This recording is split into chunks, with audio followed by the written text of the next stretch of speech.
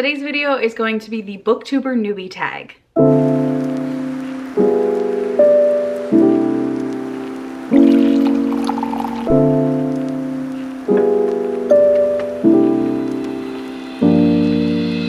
Hello, welcome back. My name is Fallon. I am 34 years old and I make bookish content here on YouTube. Okay, so like I said, today's video is going to be the Booktuber Newbie Tag. I know this isn't like a super popular thing. I don't think tags and challenges are all that popular right now on Booktube, but I came across a few videos of this and it looked like fun and I wanted to do it, so here we are. I am going to link the creator down below who I got these specific questions from.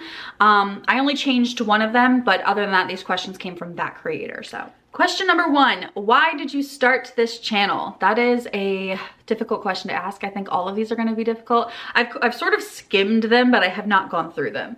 I've wanted to make content for a long time. I mean, it's always been something that I was interested in. I did try to do like family vlog style stuff years and years ago, but it wasn't for me. But in the last year, I have sort of found myself like immersed in Booktube and Book Talk, as I'm like also a big reader, obviously.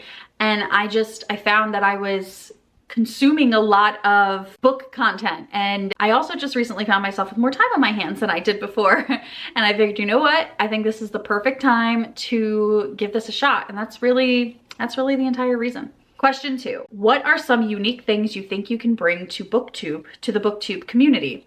I don't know.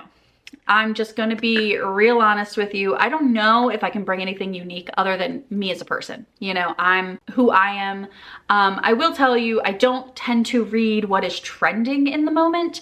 I'm such a mood reader that I find books in a different way. Like I love consuming book content and taking book recommendations from the people that I follow, but I don't tend to follow like the trends, you know? I might read a book that was popular like years ago.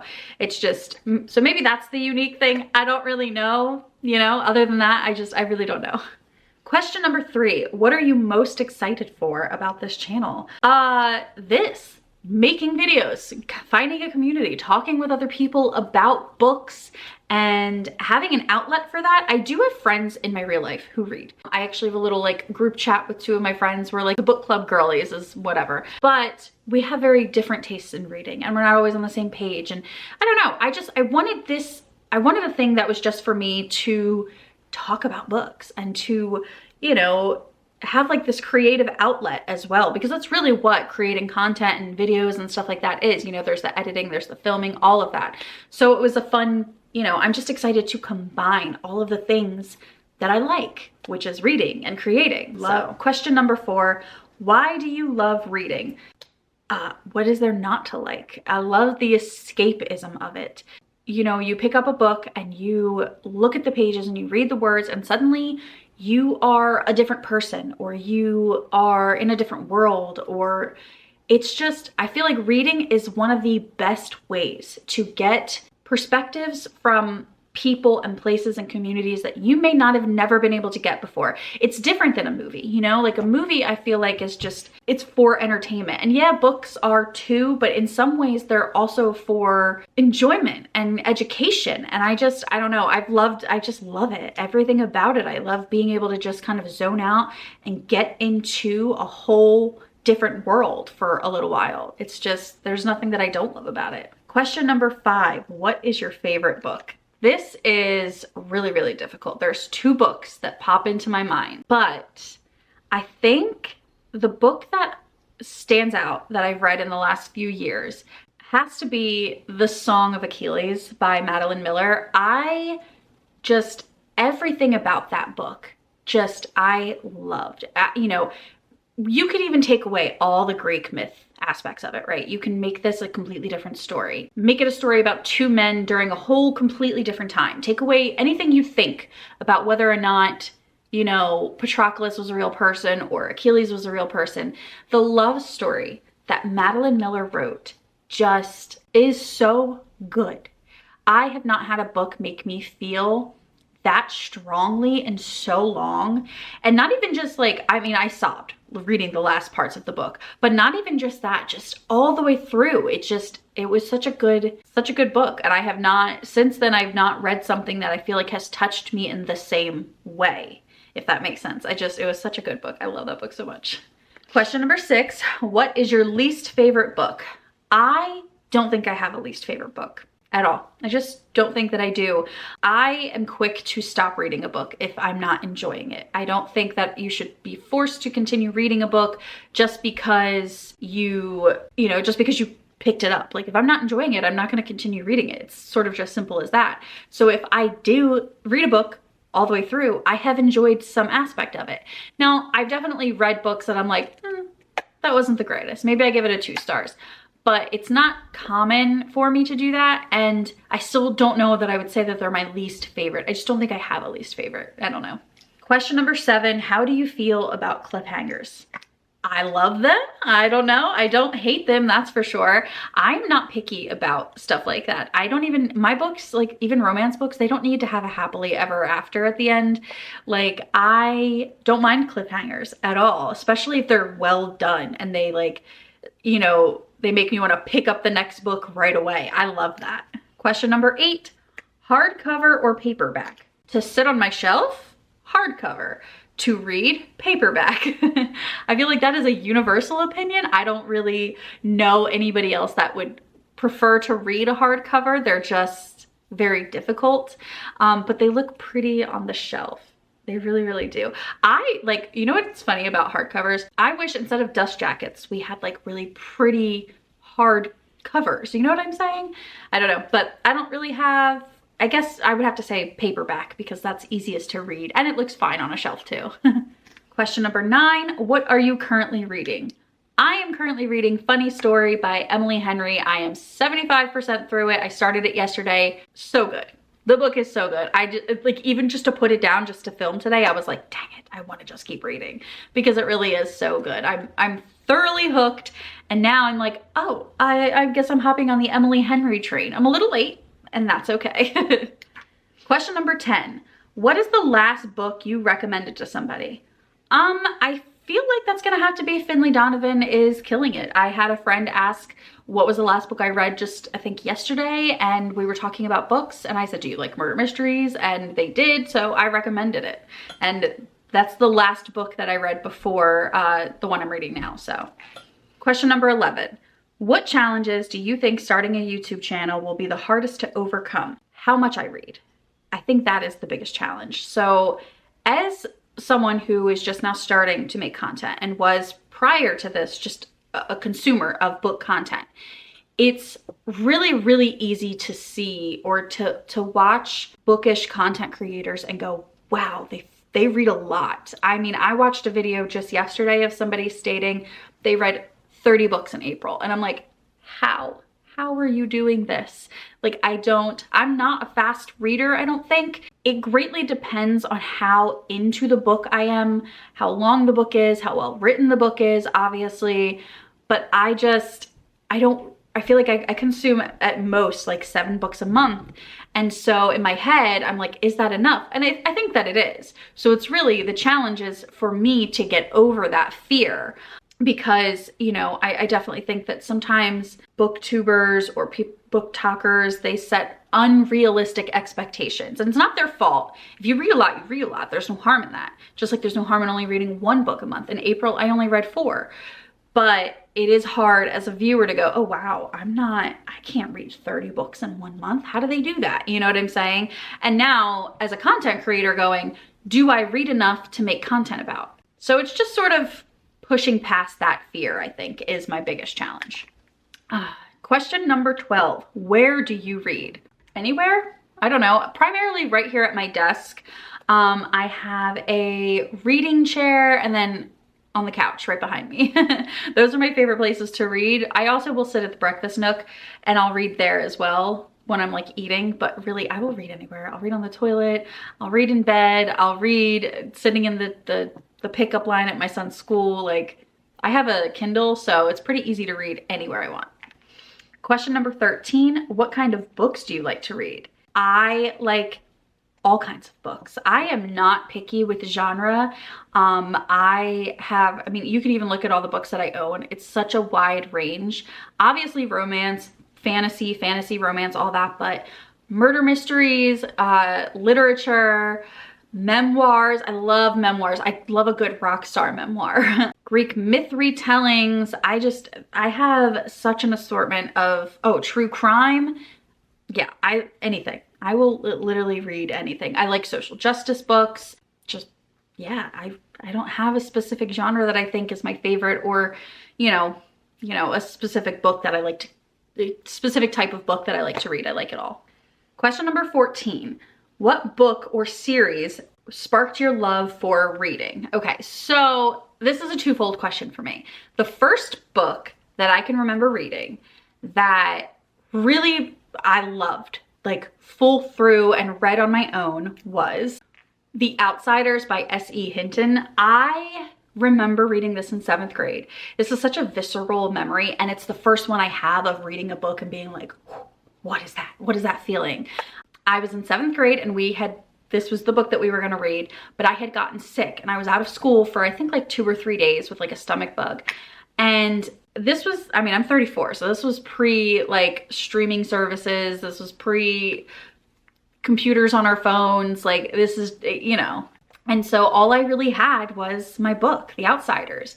And I read it while I was sick, and I remember bawling my eyes out while reading it. I remember it being so good, I could not put it down. And then we watched them, when I got back to school, they were still on like the first chapter because it was gonna be read over a few weeks, and I had finished it. So I got to like reread it with the class, and it was the first time that I was so engaged in a book. So that is definitely the book that like got me. But later on in life, I would say, I don't even remember how many years ago at this point, but it was after I had my son, he's 10, I had kind of fallen out of love with reading. And the book series that pulled me back in is the Shadow and Bone series, like all of those books by Leigh Bardugo, like The Shadow and Bone, The Six of Crows, The King of Scars, all of those books. I devoured them. I don't know what it was about them, but they just were so, I guess they just came to me at a time in my life where I needed a little bit of escapism, and I know they're YA, but I really just kind of devoured them. They were the first series of books that I read, aside from Twilight. I read Twilight, obviously, when I was like at the end of high school, early adulthood. Anyway, it's Shadow and Bone really was the first series that I was like, wow, I need the next book. I need the next book.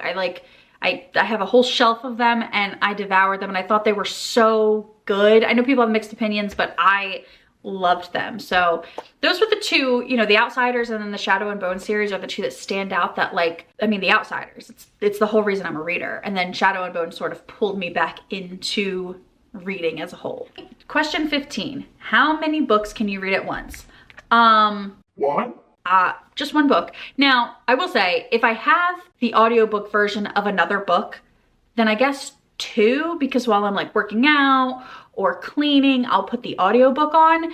But usually I'm in one book, one universe at a time. I can't do more than one. I find that to be a little bit difficult. That I will say though, I do have certain books, like I have an anthology that I kind of open up every now and then, and I'll read another essay in it, and then I'll close it and put it away for a bit. So I don't know if that counts, but that's always a book that I'm sort of in the background, just because it's such a heavy topic, the book that I'm talking about, that I can't really get through it all in one sitting or all at once. So question number 16, classic versus modern books. I'm not choosy. I think both are equally important and equally good. And I think that, yeah, I don't have a preference. I really don't. I'll read anything. I really will. Question number 17, what is the saddest book you have ever read? That is so easy. It is a book called A Child Called It by the author David Pelzer. It is a memoir chronicling his life as a child with his abusive mother, and I probably read this book when I was too young, but hands down one of the saddest books. And actually even the follow-up, I think it's called A Boy Called It or something like that. The follow-up to A Child Called It, I could never finish. That's how sad it was. So really and truly, A Child Called It was just hands down. So sad, so difficult. I mean, sobbed. I read it and then my mom read it and then all of our family sort of passed the book around and I just like sobbed while reading it. It was that sad. Question number 18, how many books are you planning to read this year? My book goal for this year is very low. 30 books. I am over halfway there. I have read 24 so far. But the reason it's so low is because last year I had this lofty goal of reading like 60 some odd books because the year before I had done that. And then last year I only read like 40 something and I was like, you know what? I'm gonna keep my goal low. I find that reading challenges or having a specific goal in mind can sometimes be too much pressure. So I was like, you know what? 30 books. I either do it or I don't, and that's that. And I'm gonna obviously hit that. We're only in May and I've already read 24, 25, I think. So I know that I'm gonna hit that goal and read more than that, but I try not to hyper focus on like whether or not I'm gonna hit that goal, you know? Question number 19, have you ever met an author or writer in person? And yes, I have, funny enough. This book is called Women in Myth by Jenny Williamson, and I met her at Comic-Con this past year in October, and I met her and she autographed it for me. And so yeah, I've definitely met an author in real life, which when I first read this question, I was like, no, I didn't. And then I had to think about it. And yes, I did. I love this book, by the way. You definitely get it. And question number 20, if you could change one thing about the book community, what would it be and how will you contribute to that change? So this is a really good question. And I think that if there was one thing that I could change about the book community, not just here on Booktube or Book Talk, but just in general, it would be that we no longer judged other people for what they read. And I'll get more specific. I think that reading is such a personal, intimate thing. It really is when it comes down to it. You know, I know people who have read books that have changed their lives, and maybe those books don't speak to me in the same way, and that is okay. When we read, it's for, I mean, everybody has their reasons, but mostly it's for escapism, right? It's for entertainment. It's for so that we can be somewhere else in that moment. And for a lot of people, reading is life-saving. It is the thing they need it in the moment to keep going. And so I get very frustrated when I see people give book reviews. And it's one thing to say, I read this book and I didn't enjoy it and I am gonna give it this bad rating. It's another thing to say, I read this book, it was a terrible book, it was shitty, and anybody who reads this is an idiot. I have to like calm myself down, because at the end of the day, whatever book it is that you pick up and you read and you enjoy, that's a good book. I'd argue that there are no bad books. There's just books that don't work for you. Just recently, I read a book that I gave a 2-star review to. Now, if I were to scroll the reviews on Goodreads, I'll guarantee there's at least a handful of people that are like, oh my God, I loved this. This was great. And that is awesome. That is wonderful. I love that for them. I want everybody to be able to read a book that speaks to them and not be worried that they're going to be judged for it in some way. Now, that's not to say that I don't think that people should step outside of the box. I definitely think you should. I think you should step outside of your comfort zone. I think everybody should be reaching for more diverse books, a more diverse, more diverse authors and all of that. But what I never want anybody to feel guilty or feel judged for what they're reading. More importantly, for what they enjoy reading, I remember being, later in high school reading the Twilight series and just feeling like everybody thought I was an idiot because I loved those books. And I did love those books. And the thing is, maybe I would read them now and I would go, wow, not for me. But in that moment, Twilight was something that I needed. It was a book, a series, a moment in time where I needed saving, and the book saved me. I had a lot of mental health struggles in high school, and I can remember going to my room and just disassociating into the world of Twilight. There's a scene in the second book of the Twilight series, A New Moon. It's played in the movie where she's sitting at the window and then like the months are going by. And in the book, it's just pages, like each page is a different month. But there's also a couple scenes where she describes feeling so, you know, so broken that sometimes she would have to hug herself to keep herself from falling apart. And I remember being like 17 years old and reading that and going, whoa, that is how I feel. She gets it. Yeah, maybe this world of sparkly vampires is a little freaking weird and it's, you know, it's definitely problematic in its ways, but that book saved my life in that moment.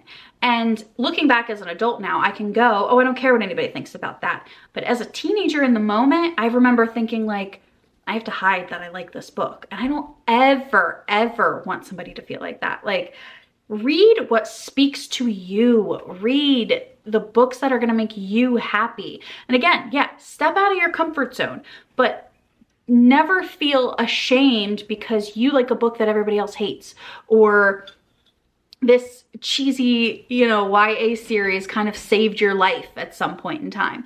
I think that that's the one thing that I would change, is the judgment that seems to sometimes occur in the book community. But other than that, I love it here, so.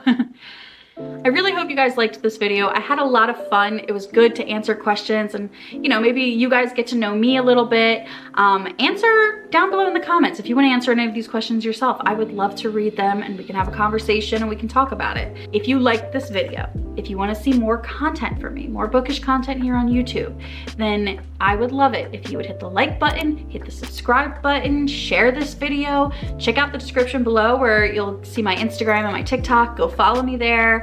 And as always, thank you for watching.